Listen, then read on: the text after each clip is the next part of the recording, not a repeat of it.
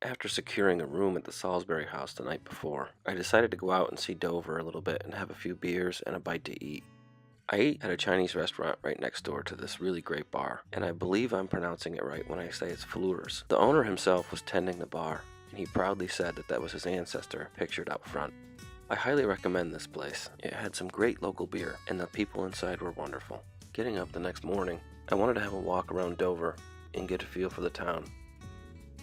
I also needed to get some supplies for traveling, such as bottled water and some dried snacks for the road. It's much cheaper to buy bottled water by the case than it is individually at machines or in restaurants, so it's always good when on a longer trip to remember to shop at grocery stores whenever possible. The walk around Dover did not disappoint. There's lots of nice architecture in this town. The buildings are very old and very well kept. The air was clean, the streets were clean.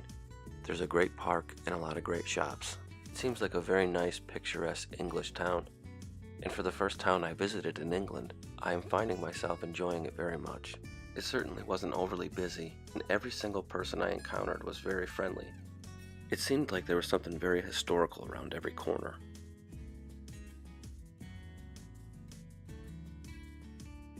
But the standout thing to see is easily visible from this bench in the park. Dover Castle.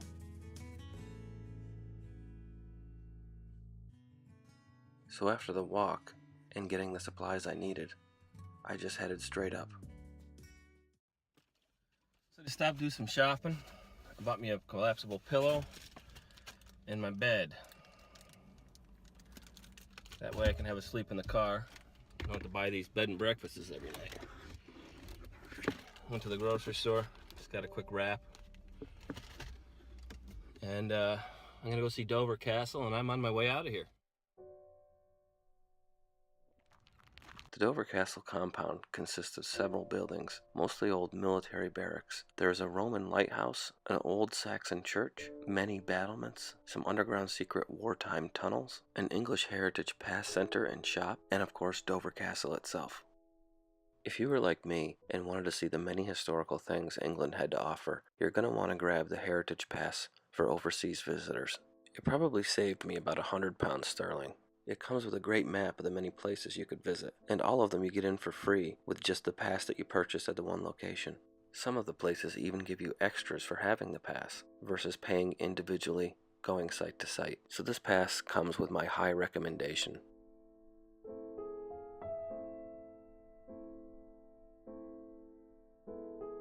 The first thing to catch my attention was also the oldest thing in the compound, the old Roman lighthouse.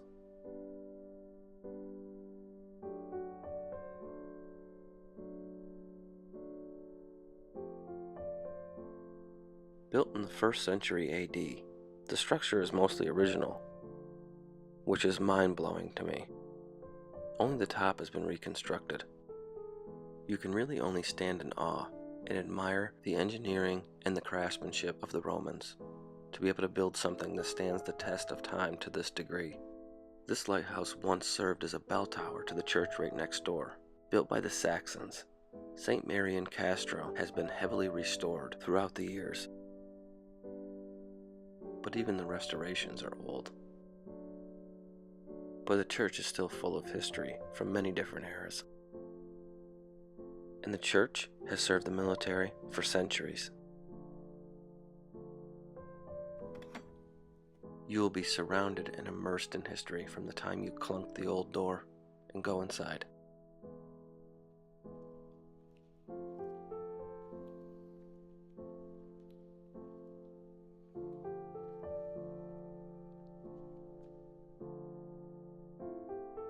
Having served the military for so long, the church is absolutely full of the names of fallen soldiers from so many different campaigns. And flags of all types are everywhere you look.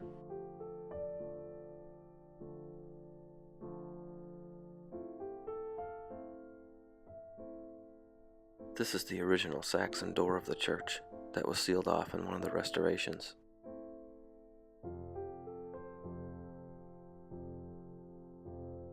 Inside there is also a very nice display case full of Roman and Saxon artifacts.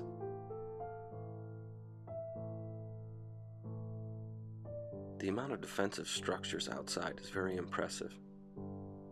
They date from the medieval period, when the castle was built by Henry II, to the Napoleonic era, all the way up to World War I and World War II.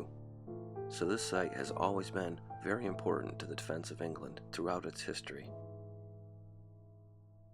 I think it's about time to head inside the castle. There is so much hands-on history inside of this castle.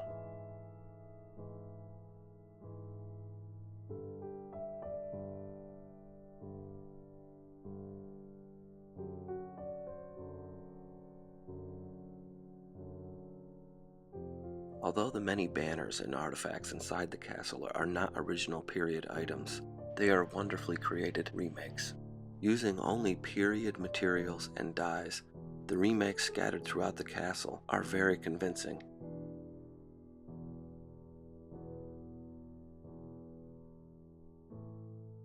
The craftsmanship and work put into these items feels so authentic that it really helps you feel connected to the past.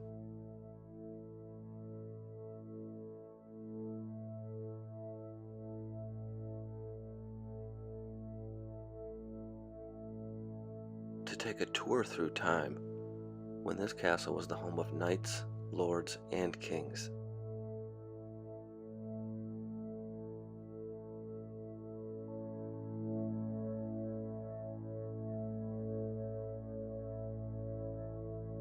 I found the castle well extremely creepy.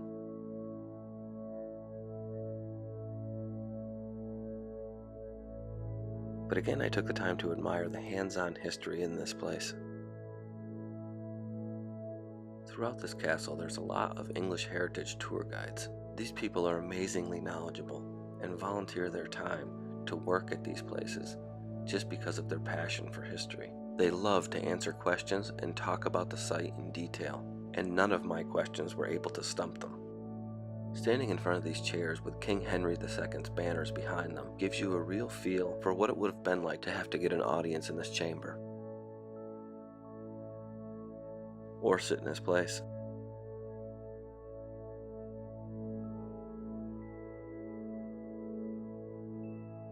The floors in this part of the castle have all been reconstructed using wood from retired British Navy ships.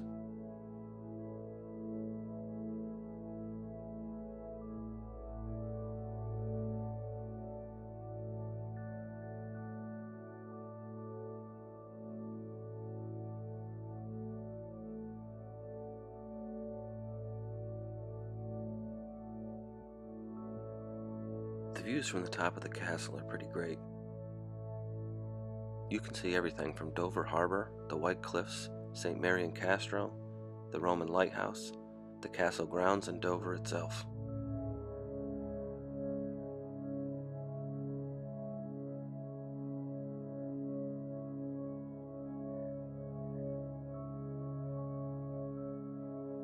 Something I thought was pretty amazing is that you can rent some of these barracks as holiday cottages and have the castle all to yourself when everybody goes home at night.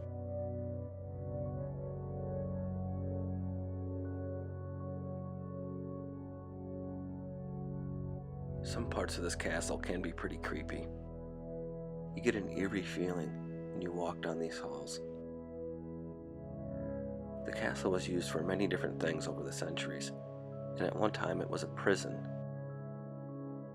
And there are many places in the castle where there is graffiti carved into the walls, made by the people formerly held there as prisoners.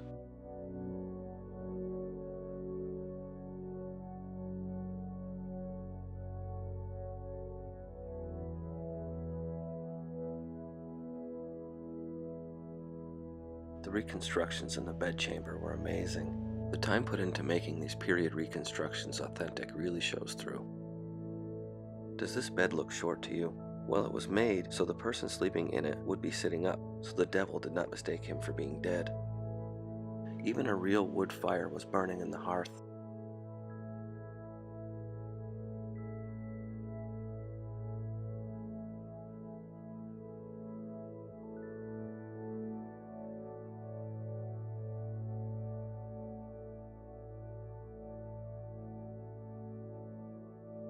The The historical reconstruction in all the rooms is very impressive. I could only imagine what it must have been like to have to work in these kitchens.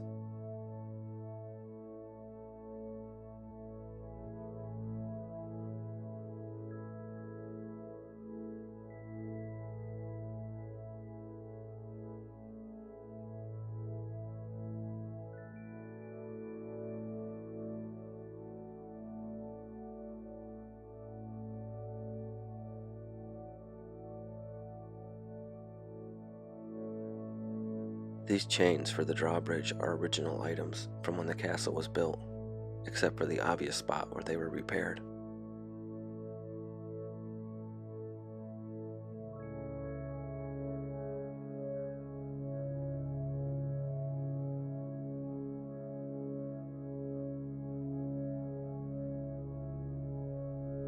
Once back outside the castle, I took one last walk around the castle grounds.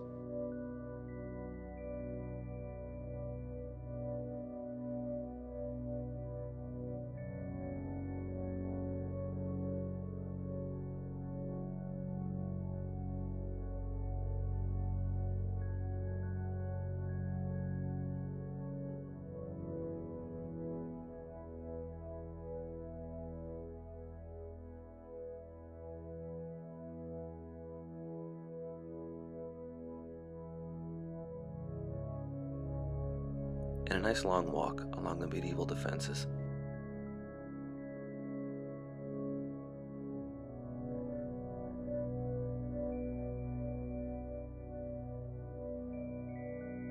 The only way to go down to the wartime tunnels is by guided tour. They don't allow filming or photos on this tour, so there's no footage, but I recommend it as long as you're not too claustrophobic. There's a great museum at the end.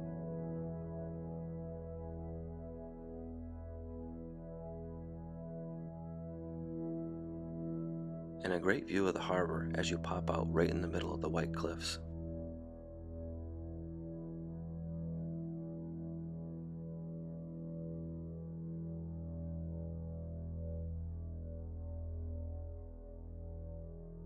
After completing the tour, I put the phone and everything in the car. I wanted to take a last walk around, without any distractions.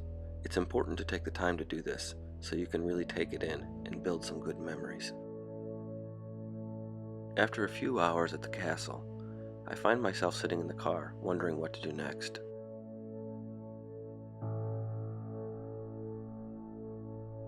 I decide to take off and head towards Wiltshire and Salisbury.